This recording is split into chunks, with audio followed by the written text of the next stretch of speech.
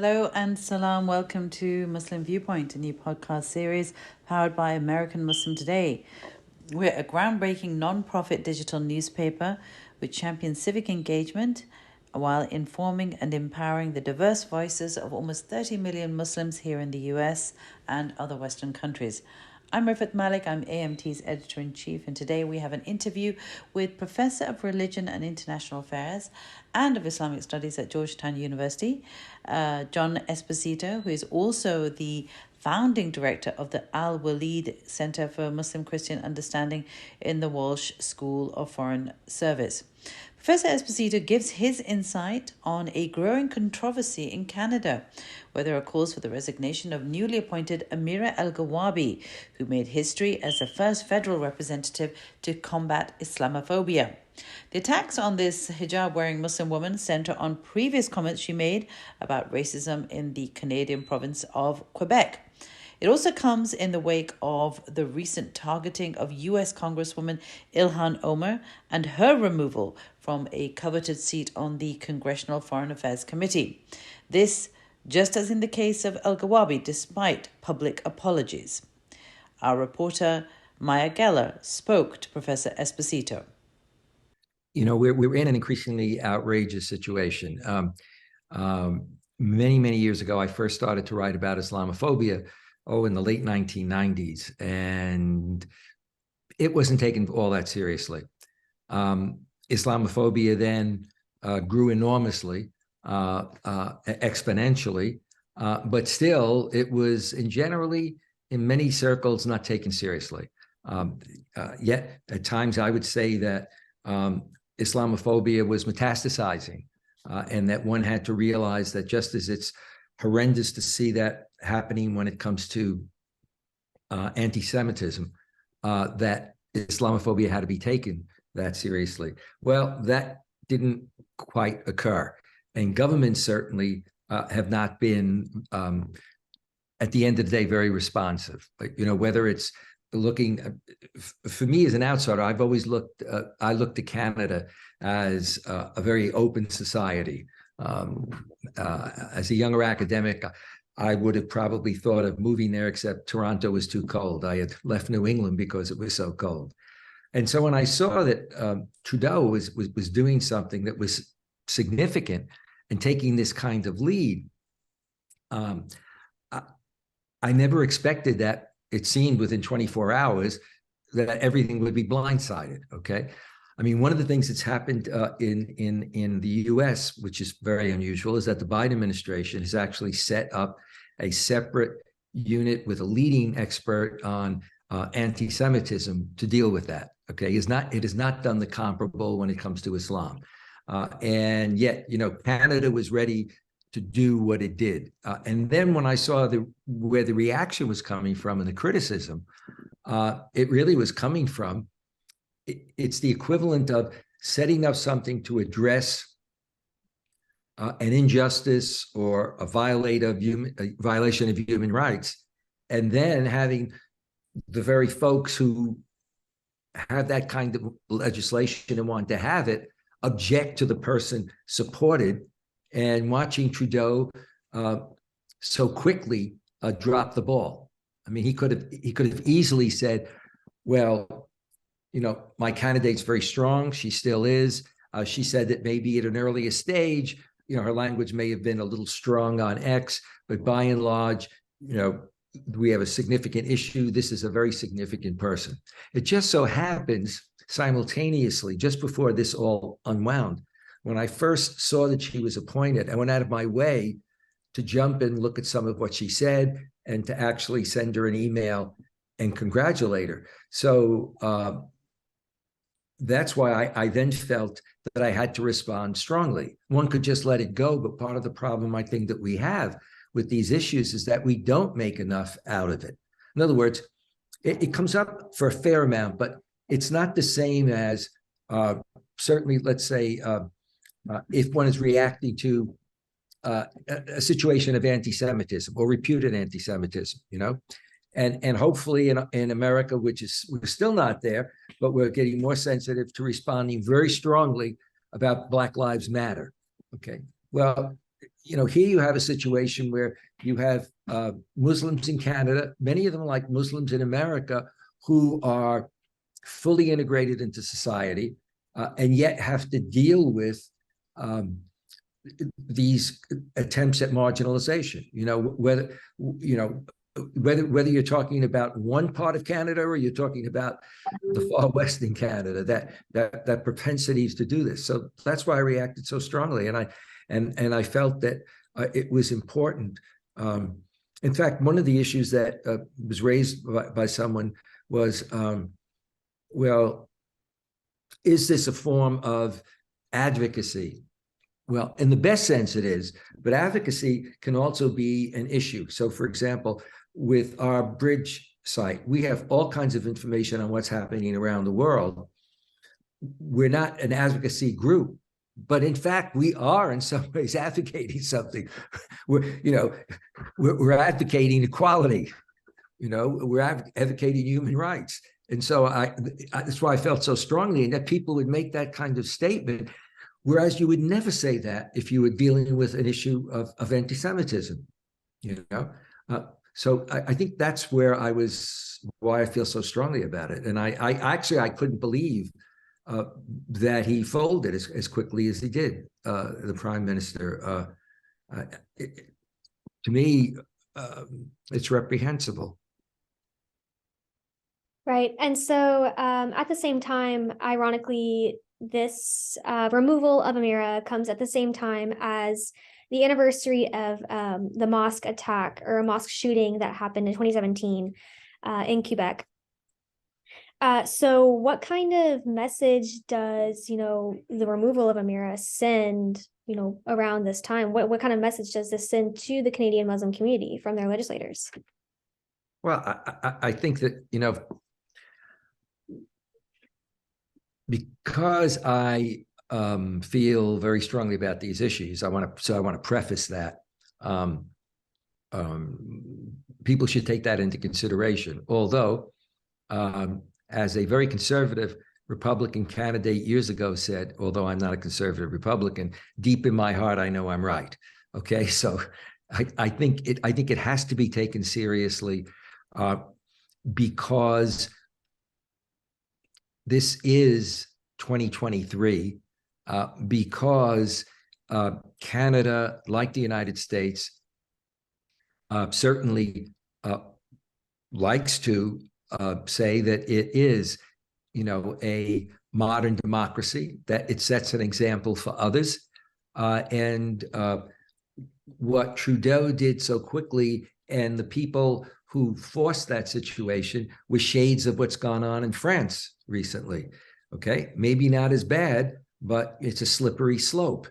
And so that's why I think that one has to be very concerned about it. I think that if I don't know how Trudeau can change things unless he's willing to, for example, within a short time, make another appointment of a strong candidate. It seems to me he probably cannot reverse his reverse just because of the politics of it, but a signal has to be sent very clearly, because there have been instances, even though I follow Canada from a distance, I've also been there in a number of areas and talked to Muslim communities. We can't, at this point in time, have this kind of situation where you still have somebody taken out, because what you have is the people that want to take out that candidate are people for whom normalcy is to attempt to define for a Muslim how they should look, to define for a Muslim woman whether she should cover her head or not, or where do you go from there? In terms of your attitudes. If you have that kind of attitude, it means probably if you were socially talking among your friends, I'm not you, you'd be saying a lot of other things about Muslims and Islam. We still have many people out there who believe that Islam is the religion of Islam and its culture, that somehow this is antithetical to living in a modern democracy. And if they look around, again, this is not when I got into the field, which was too many decades ago. I was going to say centuries, not a good idea, but too many decades ago to even talk about. We're at this point in history, and we still have a significant, if we want to say it's a minority in a country, I would say it can become a majority, but a significant minority with political clout that has a position that it wouldn't dare articulate with regard to, let's say, Judaism. It might if they were dealing with Sikhs, or they were dealing with, so what do you have? A kind of still a sense that a country is simply Judeo-Christian? You see, when I got into the field, that's the way America was seen, as Judeo-Christian. And the reality of it is we've got decades going by, Muslims living there, Muslims mainstreaming themselves, Muslims who are lawyers, who are teachers, who are professors, who are whatever, and one gets into this kind of what in fact is discrimination. And so I guess kind of, to that point, recently Ilhan Omar was also removed from her seat in the House by Republicans. So, what, in your view, could have motivated that decision to remove her from her Foreign Affairs Committee position? Oh, that's really easy. The fact is, if you look at the beauty of the ugliness that's emerged in America, we see it in other parts, including in Canada, but maybe not to the same degree, is reflected in, let's say, American elections from Obama's time, Trump, the statements of Trump about Muslims.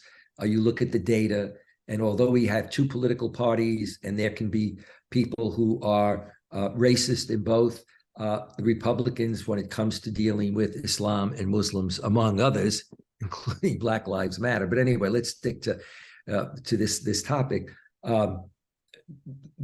They have a totally biased attitude towards Islam. You have to remember that it was a relatively short time ago, several decades, when you had the first Muslim elected to Congress, and you had Republicans that were saying, no, a Muslim could not sit in Congress, let alone take the oath on the Quran, but even to sit in, and they still have a problem. We have what, 3 Muslims, in, and for some people that's 3 Muslims too many. Now, Ilhan brings a particular problem here, as does Rashida, etc. Ilhan is extraordinarily bright. She's extraordinarily strong about what she believes in.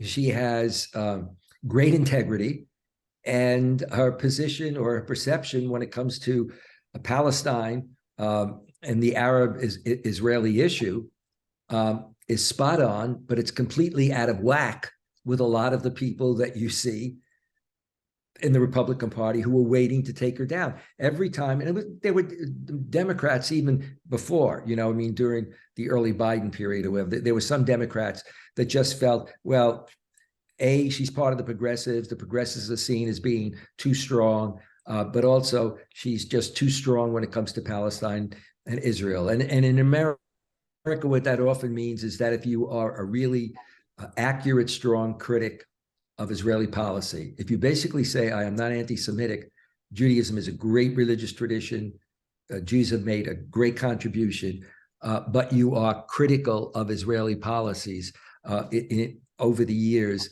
that's the kiss of death.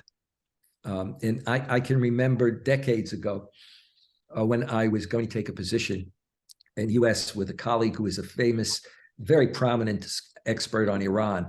He and his wife invited my wife and I to dinner. And we had this great conversation about lots of things, but all of a sudden we just talked about what we could be doing together and the issues we could do. And then at a certain point he said, well, John, we both have to admit if there's one topic that you can't address and speak about and reveal 100% of what you believe, and we both knew what we were talking about, in terms of, so there was always that holding back. And so some of us that have spoken out and have been attacked, you would think that we had been saying outrageous things. But what's outrageous, as you see today, now finally percolating to the top in Israel itself, is that you have a significant number of Israeli leaders, significant number of the population, that what used to be a population in Israel where they had a strong, if you will, left or, kind of social, really strongly socially aware, etc.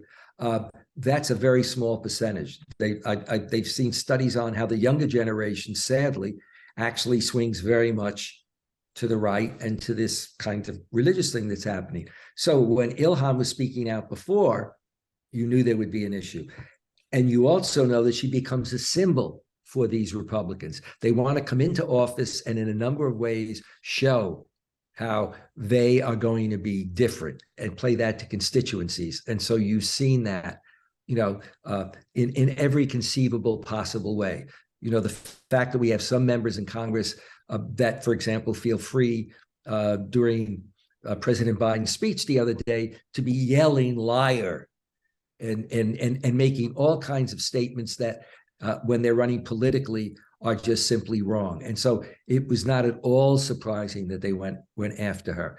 And what they undermine in their rhetoric, and this is the thing that I think people need to think of is, okay, we didn't all come over on the Mayflower. We're not all daughters and sons of the revolution. America is a country predominantly of people who are not white Anglo-Saxon, Protestant, with those kinds of roots.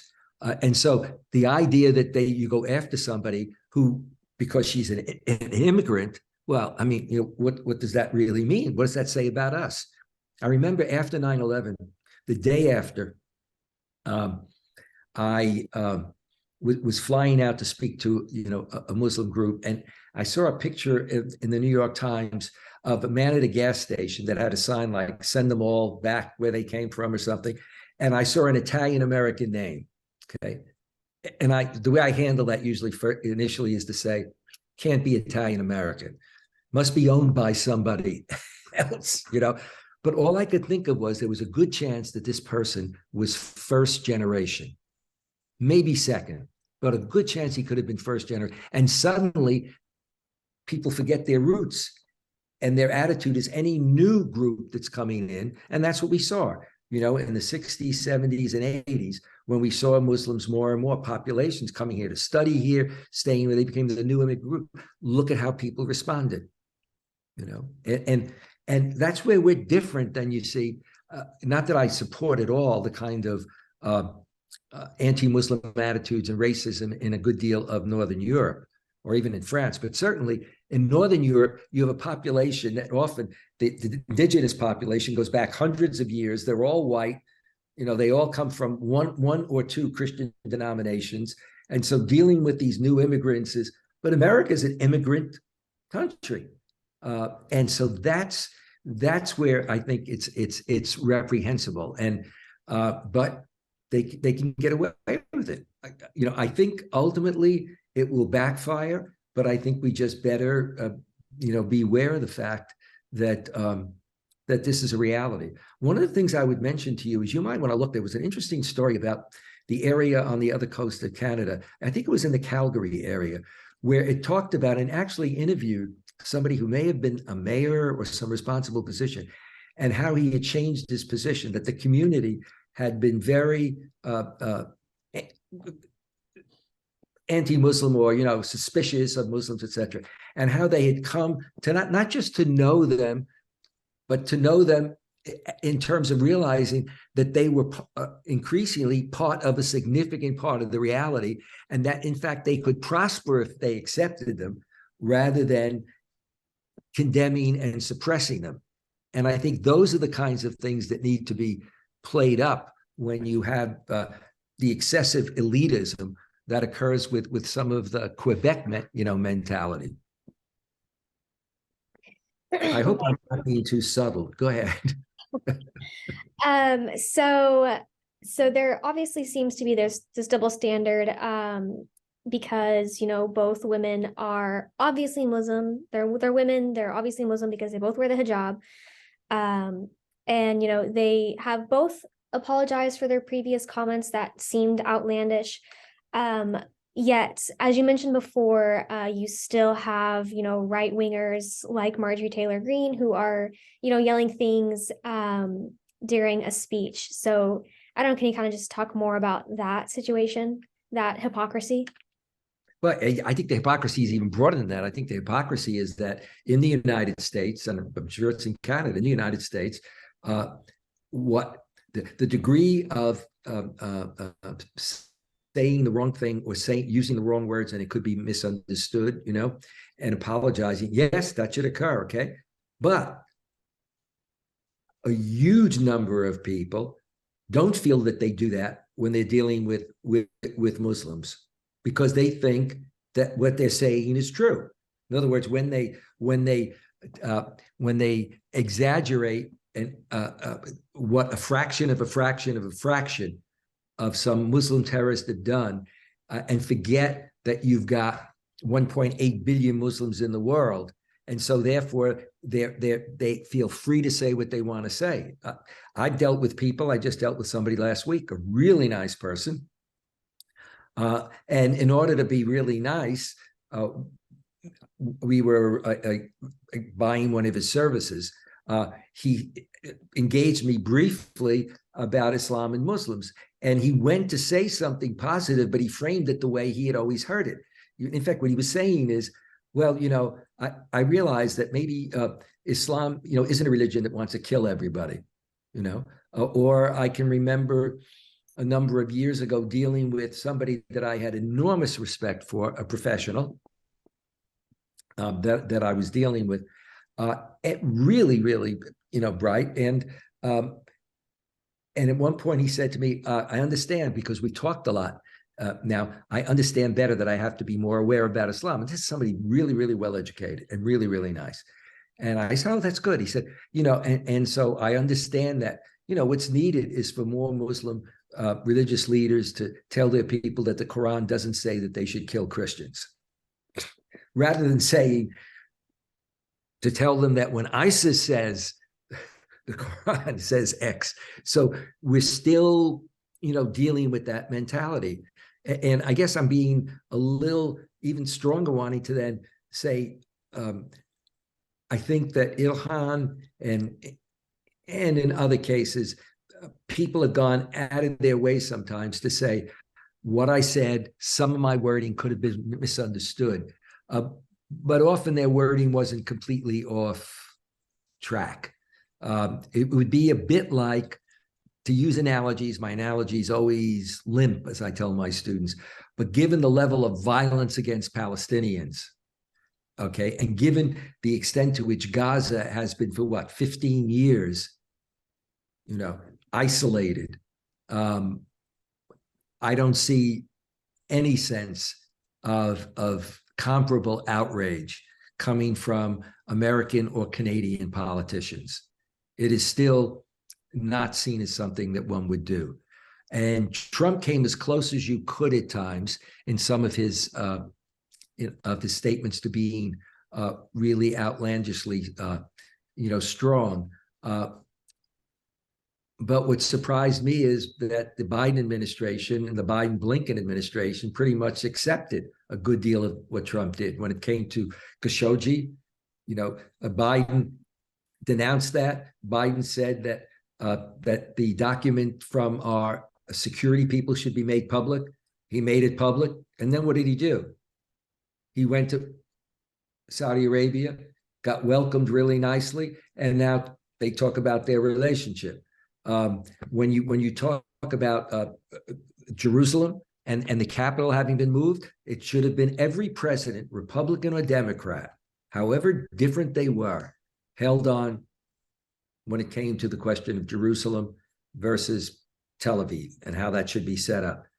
Biden and Blinken came in and accepted that. And there's more of that that's occurring. So we're still, it's a very disproportionate kind of politics and political rhetoric that we have to deal with.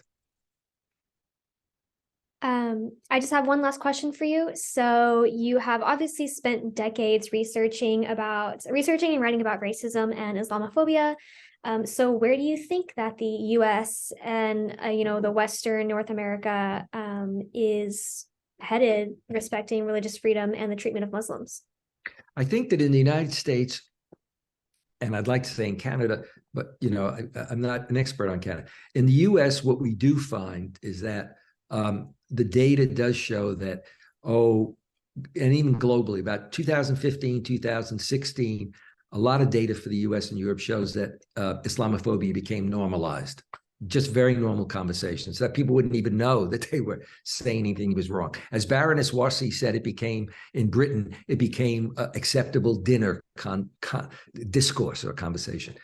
On the other hand, I would say that you see research by ISPU, the latest research, and you see a greater awareness and acceptance of Muslims on the parts of significant elements in our society.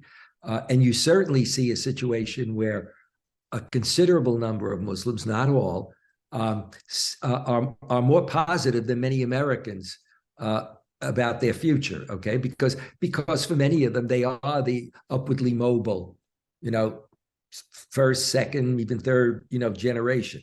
Not everybody, but at the same time, a significant number of Muslims will say that either they, family members, or friends have experienced discrimination and even consistent discrimination. And certainly I've seen statistics that are of great concern in terms of Muslim children feeling bullied in school.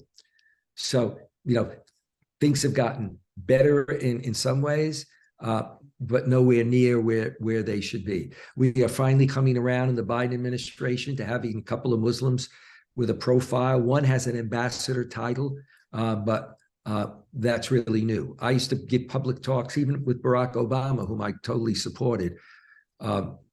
Second term, not as much in terms of some of his policies. But what I would do in a public talk is just say to people, okay, so we know what the president says. He's open with regard to Islam and Muslims. I mean, he lived in Indonesia. He's made statements in Egypt. Okay. And then I would say to an audience, name for me one member of his cabinet. And I'd go 1, 2, 3, 4, 5 to count.